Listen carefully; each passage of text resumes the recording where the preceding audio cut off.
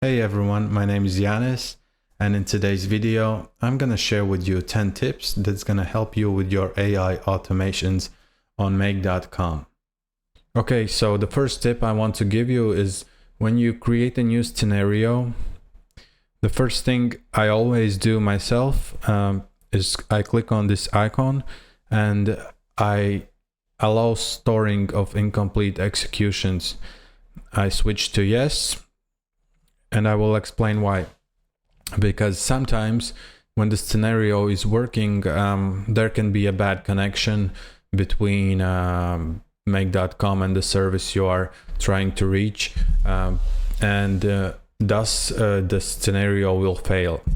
Let's say it has gone through 20 modules and then suddenly the scenario fails. It throws an error.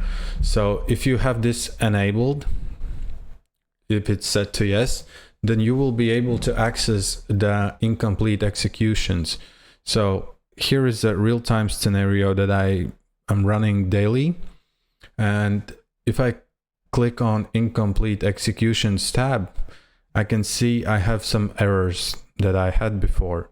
So if I click on detail of this error, I can see now that the Pinterest module failed, but as you can see, it already gone through many operations. So because I have this allow storing of incomplete executions enabled, I can now run this scenario from the place I got the error instead of starting it all over again. So this is pretty useful if you want to save operations, be able to track down the errors that you receive and maybe try to solve them.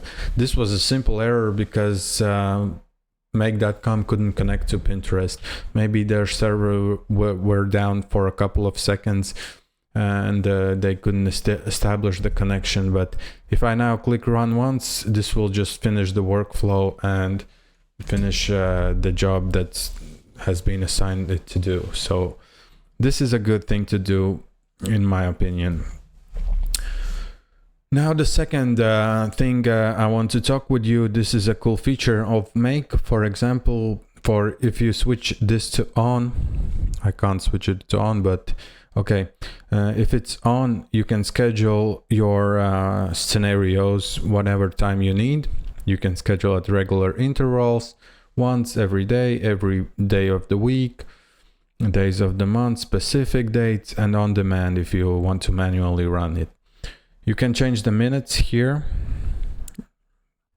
And what's great, you can add advanced scheduling. For example, you can run this scenario every morning from 7 a.m. to 11 a.m. and set it to every 15 minutes. So basically this scenario will run from 7 a.m. to 11 a.m. every 15 minutes. This is good, for example, if you are doing a lot of requests to your website server. You can run the scenario on the time when there are less visitors on your website. Now I'm going to show you the third tip that I use myself. I'm using lots of filters in my workflows. For example, here, this filters helps me save ton of operations, because in this workflow, what it does, it checks Google Sheets for a Google Drive folder ID, then it searches for the files in this folder. And for this scenario to work, I need to have exactly 8 files in the folder. Sometimes by mistake, I add 7 files in the folder, or I add more files in the folder, or I try to reprocess the same folder again. But if I set this filter for 8, this means if I have more than 8 files in the folder, this scenario will stop here. If I have less files than 8, this scenario will stop again here. It only will run if I have exactly 8 files in this Google Drive folder. That I want to share with you is using iterator and how to stop it. So basically what iterator does, it passes every single bundle that you set up here. For example, here I select array this array. It should have 8 bundles when it's running, and after that every bundle will be run through iterator. And there is a point where I need to stop the iteration process, because I don't need to send all 8 bundles from this array aggregator to this module.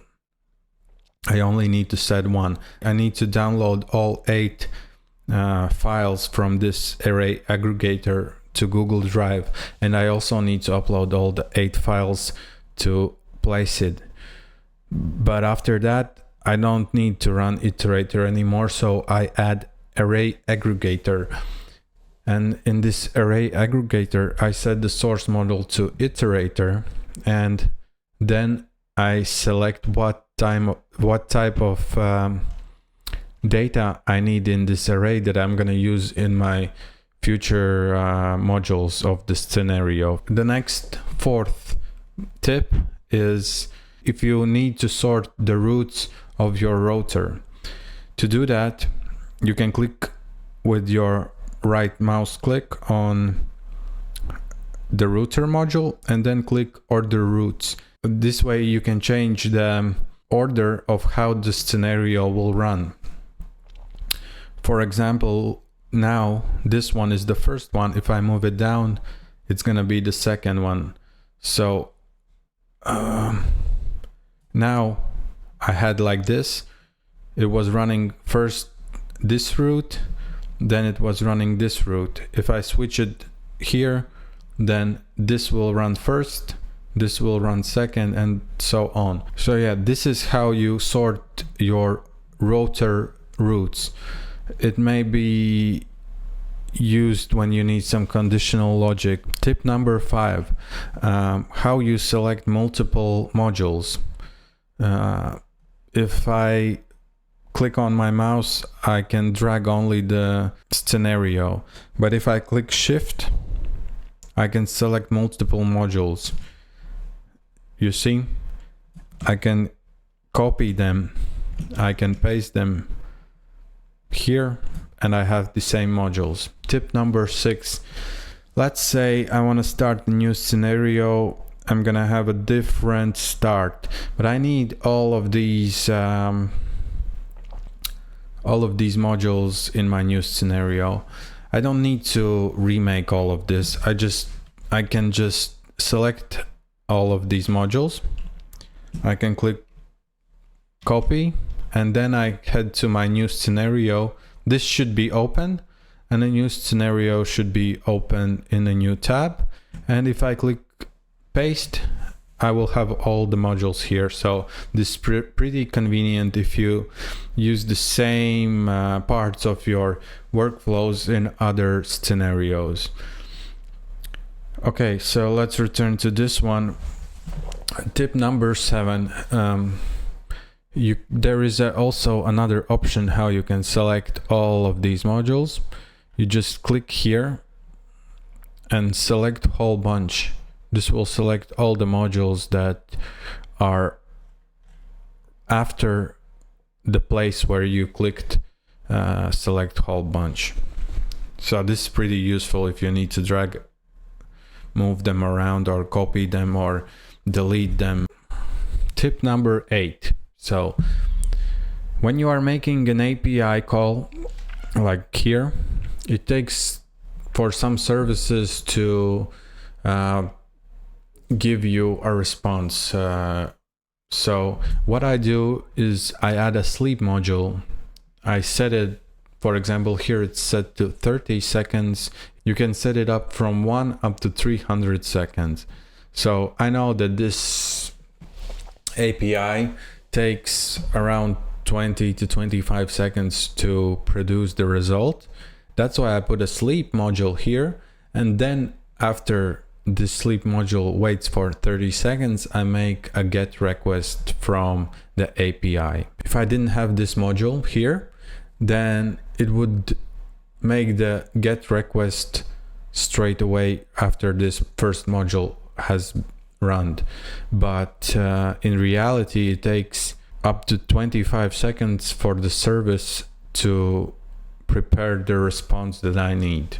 So yeah, this is number 8. So tip number 9.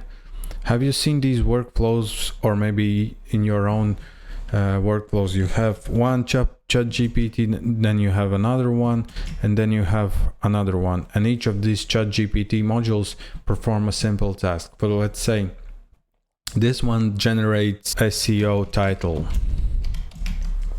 this one generates SEO description, and this one generates excerpt.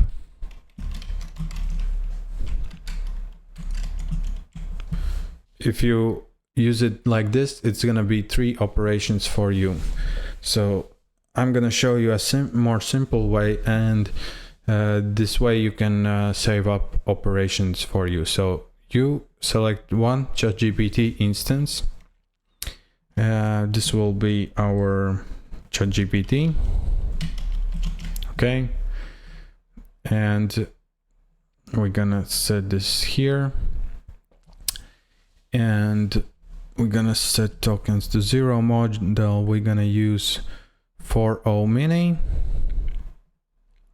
We're gonna add message. So the first message will be a user prompt, write SEO title, SEO meta description, and excerpt for my blog post about. And here you can enter your variable where you have your content, or you can write whatever you want. This is just for you to understand how I can do all what these 3 modules do separately into one ChatGPT module. About AI automation. And then I add another message, and it's going to be assistant. Here is a sample response, and here we also add, you always respond in JSON. Okay, here you write an example. So SEO, so brackets, SEO title, this is SEO title, comma, SEO description,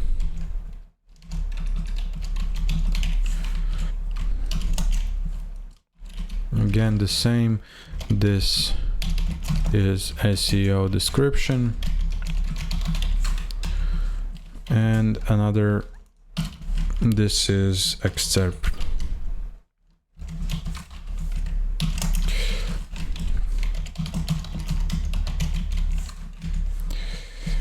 And we're gonna close this now. And here you need to also add a simple comment that I always add, so this provides a proper JSON every time.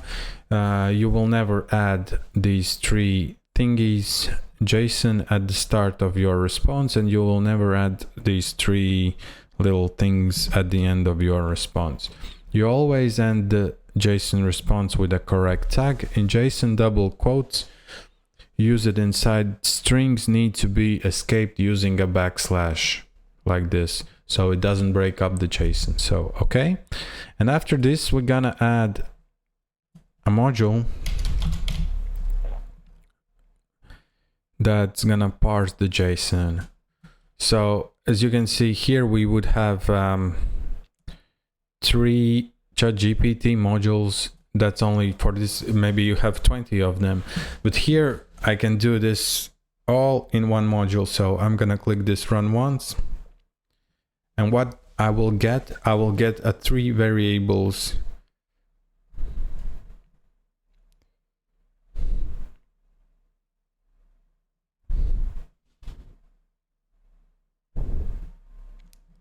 Oh, I forgot, I need to check the result here. Okay, let's run again. And what I get now, I get 3 variables that always have the same variable name. So it's always going to be SEO title, it's going to be always SEO description, and it's going to be always excerpt. And now I can, let's say, just to show you example, I'm going to add a row, choose whatever file here I have. Okay. And now I can select these variables from the parse JSON module: SEO title, SEO description, and excerpt, and it's gonna always put them in the Google Sheets. I don't need 3 ChatGPT modules, I just need 1. Or maybe you need 5, but you can do this in 1 module if it's about the same topic, about the same thing. So this way you can save a lot of operations. Tip number 10, it's quite a difficult one, but I'm gonna show you. So basically what this does, what's the tip number 10, is to use Google Sheets to store data for your automations while they are running. So as you can see, this part creates an images, creates some texts, and then it stores everything in 1 row. 1 iterator run is 1 row. So this runs, it adds 1 row. It runs again, it adds the next row in the Google Sheets. Then I get the range values from this Google Sheet and I aggregate them all together. I'm gonna show you a history to show what's happening here. So basically, as you can see, this has run 16 times and it made 16 rows in Google Sheets. It's a title for a section, it's a section paragraph, and it's a section image. Then I get all the 16 rows from the Google Sheets and I aggregate them together. And in the end, I have 1 big bunch of text with all the 16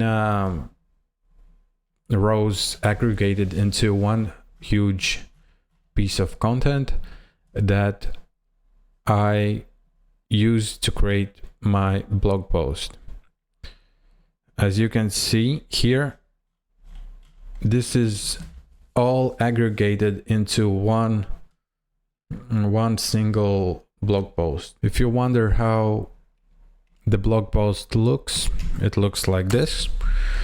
As you can see, it has all these sections combined into 1 single blog post from this make.com automation.